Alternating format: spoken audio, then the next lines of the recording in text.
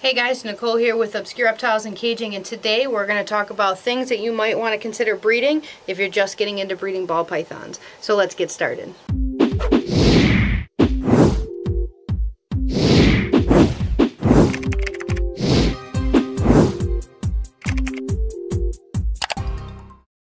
Hey guys, so today we're going to be talking about some things to think about if you want to start breeding ball pythons as a hobby, full-time, as a career. You just want to try it, see if it sounds fun. The first thing I always recommend to people is if you want to breed ball pythons, do not do normals. There are so many simple gene normals, pastels, 1 or 2 gene snakes out there that are very, very common, especially normals, and there are so many crazy morphs out there. Unfortunately, a lot of people don't want to pay any money for normals. They use them as feeders for other species of snakes.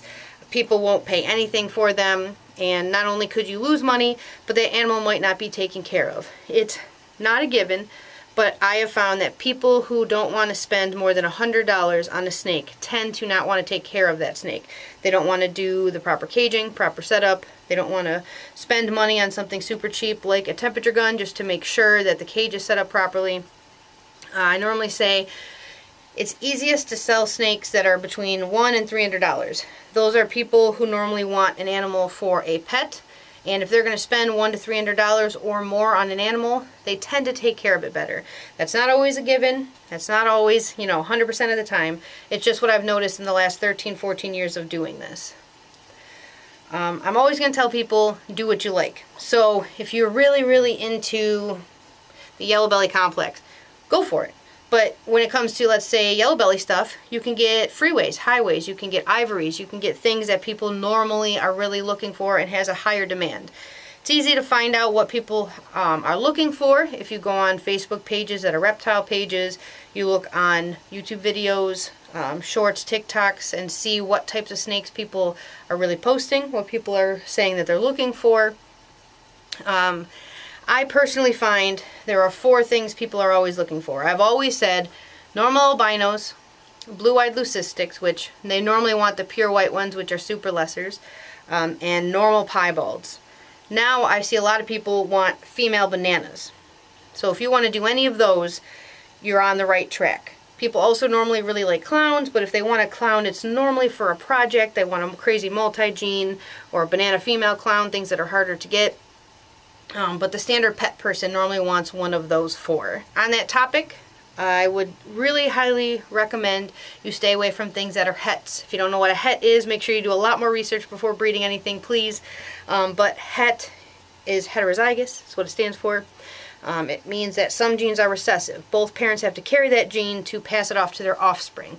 This right here is a banana cinnamon. This is Morel. She is not het. She has totally different genes. You can put her with anything, and there is the ability to get either of these genes or whatever we pair her to's genes. But for example, like piebalds, clowns, albinos, those are recessive genes. We have whole videos talking about genetics, stuff like that. But when it comes to simply those types of animals, you could get pieds from a het pied to a het pied, which are very cheap animals, but you're only getting, I believe, it's a 25% chance of getting pieds. So if you have a clutch of 10 babies and you only get 2 or 3 that are pieds and all the rest that are hets, you have to pretty much trust the person you're getting that animal from that it truly is a het, because you can't tell visually.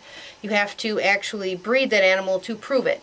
And you can get very good or very bad odds when it comes to breeding. You could breed a het to a het 3 times and only get 1 pied or get none. I've seen people who've gotten none before for multiple breedings.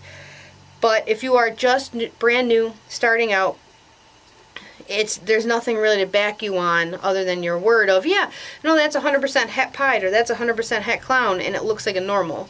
Plus, when people who just want pets, who don't know much about snakes, they go, oh yeah, I want that het clown. And then you show them a picture which looks like a normal, and they say, oh no, that's not what a clown looks like. They don't really understand. So you can do it, but I highly recommend just going out there and getting yourself 2 clowns, or let's say a multi-gene het clown to a clown. Then it increases your odds to 50% of the babies would be clowns.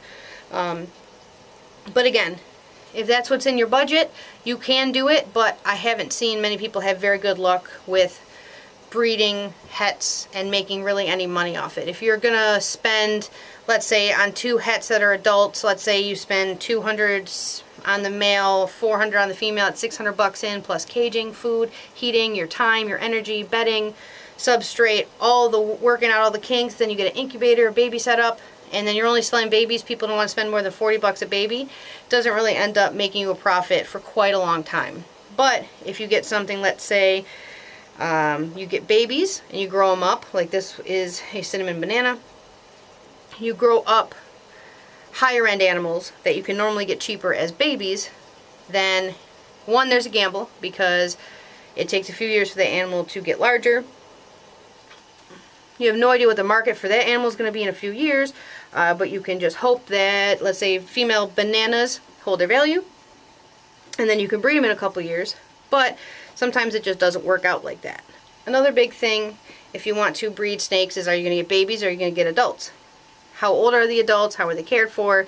Or if you're getting babies, do you have the time and effort to raise these things for 3 to 5 years? Some people say a snake could be ready in 2 years, but for example, she is 3 years old and she is not ready to breed. I'm still going to give her probably 2 more years to really thicken up to be able to breed. She does eat, but she's always been a little bit more on the just doesn't care side.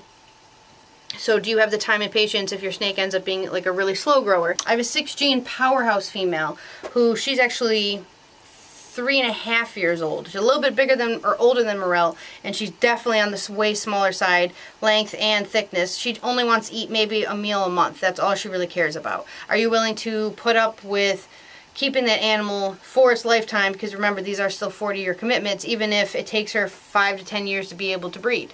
Or sometimes you'll get males who just never will lock. They'll just never breed. Are you willing to risk it to get a cheaper animal as a baby, grow it up? Or do you really want to spend the big bucks to get some adults? One of the best ways to be able to get adult breeders is if you have a lot of big reptile breeder friends and sometimes they decide to go out of business, or they decide to change from ball pythons to another species, or they've got a ton of overflow and they just want to get rid of some breeders. That's a great way. Personally, I would just get myself a couple of proven breeders if that's really what I wanted to do.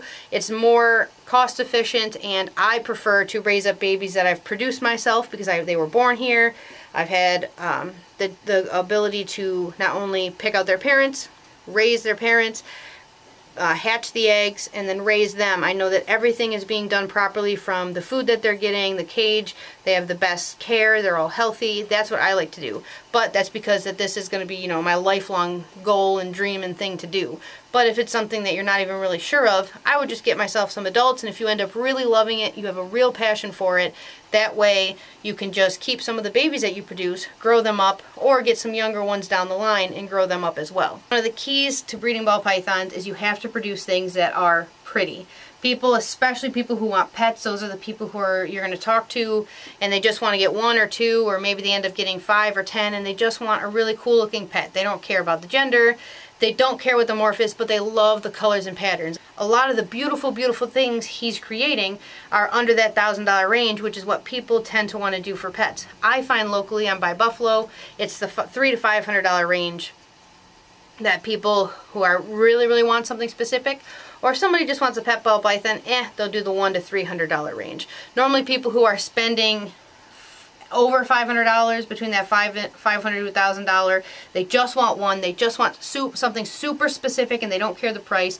And then people paying over $1,000 for a snake, those are the people who want to breed it. They know what the powerhouses are, they know what genetics are, and that's why they want that one specifically. But if you're brand new, it might be really difficult to sell those high-end animals to people because you don't have the fan base, you don't have that many followers, or you don't have like a website for them to go and look on, stuff like that. So try not to go too big too quick when it comes to powerhouse animals. There's nothing wrong with getting, like, let's say a powerhouse male and then some normal gene, simple 1, 2 gene females, breeding them, because then you're going to get a really good diversity of babies from your snakes. And again, as you grow yourself as a breeder, as a brand, as a person in whatever reptile community that you're going to be a part of, that's a great way to get started. One of my biggest things that I've always loved are pieds. I always think that they are one of the best best looking animals, but for whatever reason, the market is a little bit on the bad side right now. But when it comes to pieds, people tend to not care if it's a normal pied, 5-gene pied, 20-gene pied. They just want it as the same pied price because to them, a pied is a pied, which is unfortunate for me because I've put a lot of money, a lot of work into my pied stuff, but a lot of people just tend to really want that normal pied, which is super easy to create. I went and I got some crazy powerhouse male, but a lot of people, they see these and they go, oh, okay, I just want to see a normal. Well, I don't have a normal pied, and that actually ends up hurting me. So sometimes simpler is better. Alright guys, that's it for this video. I hope it helped you guys out a little bit. If you have any questions, you can put them in the comments below. If you haven't already, please subscribe. We do new videos every single week. So I'll see you guys in the next video.